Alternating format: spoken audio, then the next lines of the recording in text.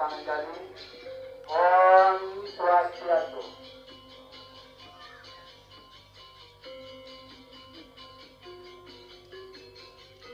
Yang juga hormati para tunanita, lanang istri yang hadir pada persembahan januan malam hari ini,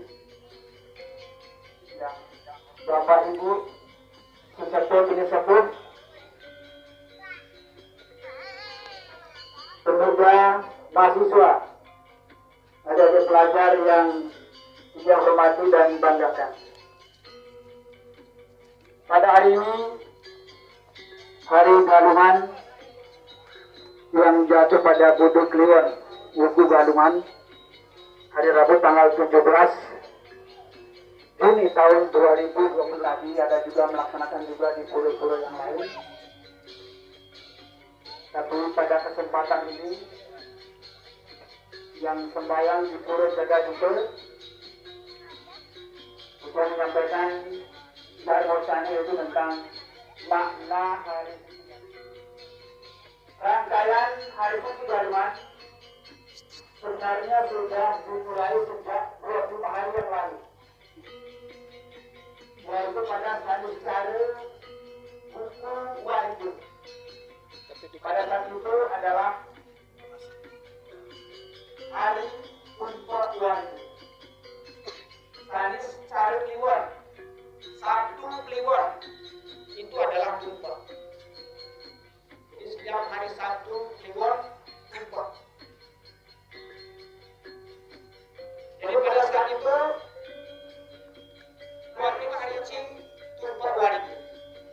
Biasa juga disebut dengan sumpah pengantar, sumpah guru atau sumpah pengarah. Jadi sumpah hari ini merupakan ungkapan syukur dan penghormatan kepada Tuhan sebagai kesatuan yang memberikan kehidupan bagi manusia dan seluruh makhluk, dan manifestasinya sebagai Sang Hyang Sangkara, penguasa tumbuh-tumbuhan agar tanaman tumbuh subur, berbuah lebat dan memberikan kesejahteraan. Tumpah hari ini disebut juga tumpah pengangkat, yang berasal dari kata kata yang berarti membangunkan atau merangsang.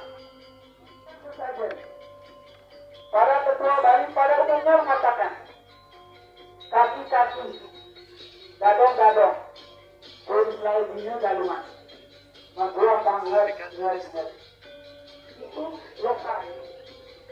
Itu artinya pendahulu kita tidak bisa membuat wacana yang sampai saat ini kita masih gunakan.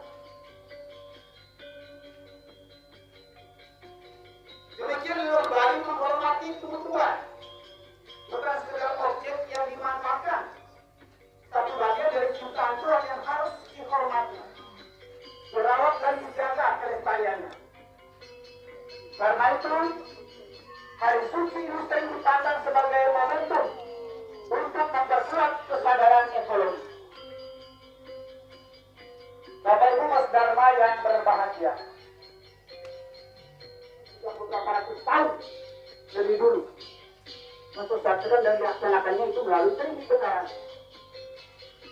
Ini luar biasa. Kearifan lokal kita dibangkitkan. Sudah kita laksanakan beberapa ratus tahun yang lalu. Kemudian setelah sumpah wajib,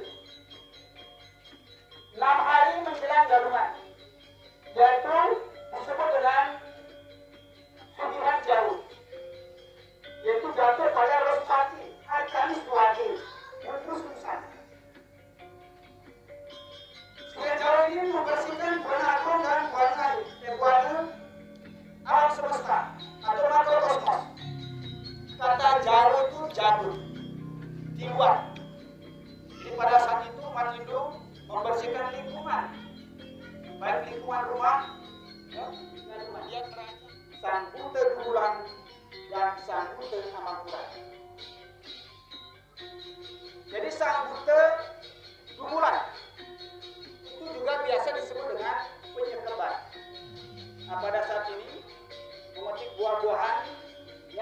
matang, kemudian kita sekat. Ya.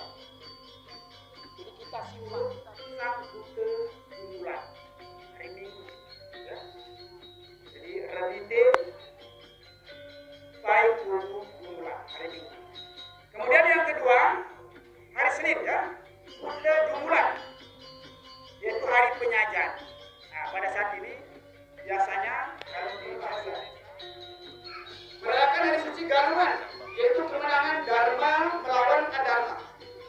Bukan kemenangan perang seperti perang melawan penjajah Belanda, tetapi menang dalam perbuatan batin antara mempertahankan kebaikan dan keburukan atau ketidakbaikan.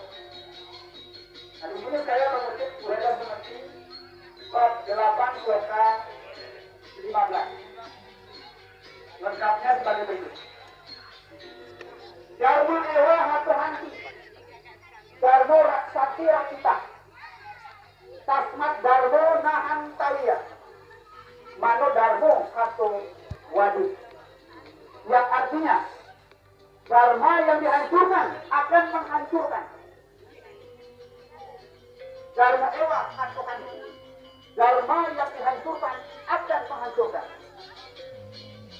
Dharma yang dilindungi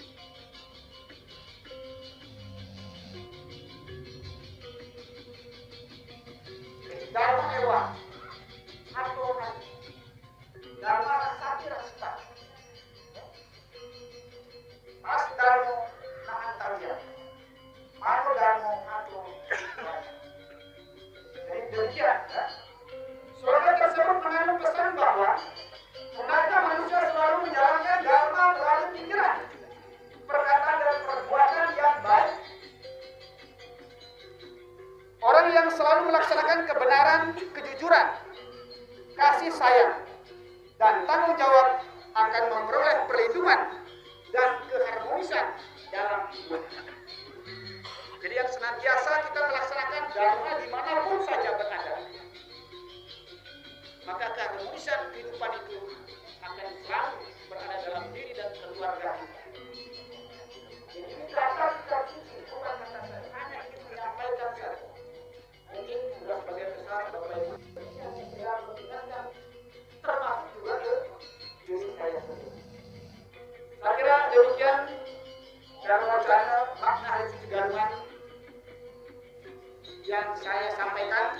Semoga yang sedikit ini dapat mengingatkan kembali tentang dharma, ya. Kemudian bisa kita melaksanakannya dalam kehidupan nyata, baik dalam lingkungan keluarga, ya, kemudian lingkungan tempat kerja, kantor, sekolah, kampus, maupun dalam berorganisasi. Ya. Kemudian sebelum saya akan mengakhiri ini, perlu saya sampaikan, jadi supaya tidak rancu nantinya ya. Ini sedikit saja tambahan. Kita melaksanakan persembayangan keramanik sembah. Dari yang kosong kembali ke kosong. Kosong berisi kosong. Jadi pada saat kita memperalina ide bertani, tidak lagi ada permohonan sesuatu. Karena bertani Tuhan itu kita sudah kembalikan. Jadi pertama adalah sembah puyung. Kedua sembah kadapan siwa radikil sebagai saksi. Kemudian yang ketiga sembah kadapan ide sang yang widi yang sudah berstana di Padmasani. Ini yang kita yakini. Kemudian sembah yang ketiga adalah manifestasi. Ya, di sini ada Betara Sambu, penguasa Timur Laut Indonesia. Kemudian yang keempat kita lunas keluar program kepada yang Betara Sambu. Ya. Kemudian baru kita penutup sembah puyung lagi, kita mengembalikan Tuhan itu di Betara ke Acinti. Jadi sudah selesai. Mungkin kalau di Kristen itu setelah itu diberkati, setelah itu tidak ada lagi permohonan. Jadi perlu kita perhatikan bahwa pada sembah ketiga, karena pada setiap persembayangan bersama hari-hari besar Hindu Dharma Indonesia, kita menggunakan ide besar, kita memohon Tuhan turun. Jadi kita memanusiakan Tuhan, bukan mentuhankan manusia. Jadi Tuhan itu kita manusiakan. Jadi kita berkewajiban untuk memohon sesuatu. Jadi kalau pada saat kita kurang sehat atau rasa bingung-bingung, kita bermohon. Karena kita nedunang ide betari. Jadi sembahyang di pura bersama-sama itu tujuannya memohon sesuatu. Memohon. Kalau kita merasa kurang sehat, lumas kepada ide betari supaya diberikan kesehatan. Kalau mungkin ada masalah, memohon kepada ide betari agar diberikan solusi yang baik.